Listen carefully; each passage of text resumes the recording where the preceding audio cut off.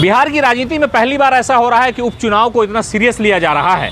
यानी 4 सीटों पर जो उपचुनाव होने हैं, उस चुनाव से पहले सभी पार्टियों के नेताओं ने एक बड़ा फैसला ये किया है कि अपने जितने बड़े नेता हैं, चाहे वो भारतीय जनता पार्टी के फायर ब्रांड लीडर हो या विवादित लीडर हो, सबको बीजेपी ने उन इलाकों में लगा दिया है। जनता दल यूनाइटेड ने अपने पूरे नेताओं की एक लिस्ट तैयार कर ली है और उस इलाके में भेज दिया है। आरजेडी ने सारे नेताओं की एक लिस्ट तैयार कर ली है और उन इलाकों में भेजना शुरू कर दिया है।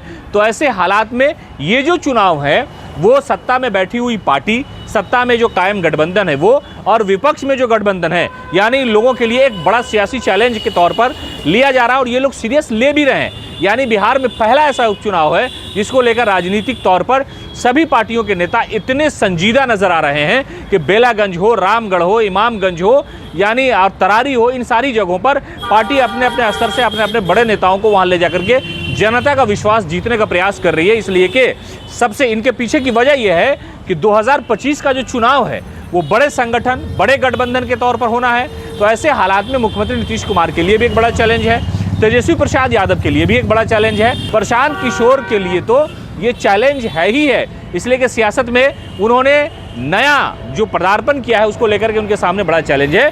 तो ये बिहार की राजनीति में पहली बार ऐसा हो रहा है कि बिहार विधानसभा चुनाव में जिस तरह की तैयारी जोर शोर से होती थी, नेताओं को लगाया जाता था, उसी तरह की तैयारी जो है बिहार विधानसभा के उपचुनाव में 4 सीटों पर हो रही है। यानी पार्टी सीरियस हो गई है।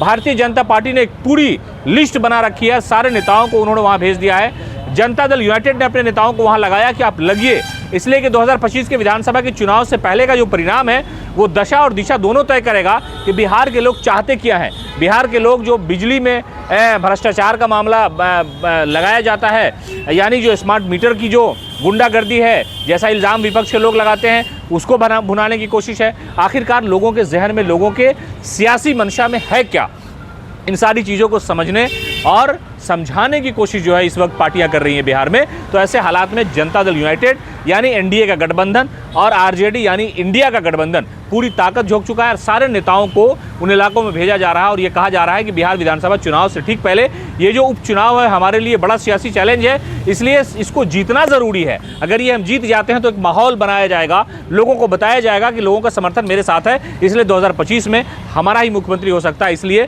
पहली बार बिहार में ऐसा उपचुनाव हो रहा है जहाँ पर सभी पार्टियों ने, सभी नेताओं ने अपना दमखम लगाना शुरू कर दिया है। पनोरमा ग्रुप, जो सोचता है वो करता है।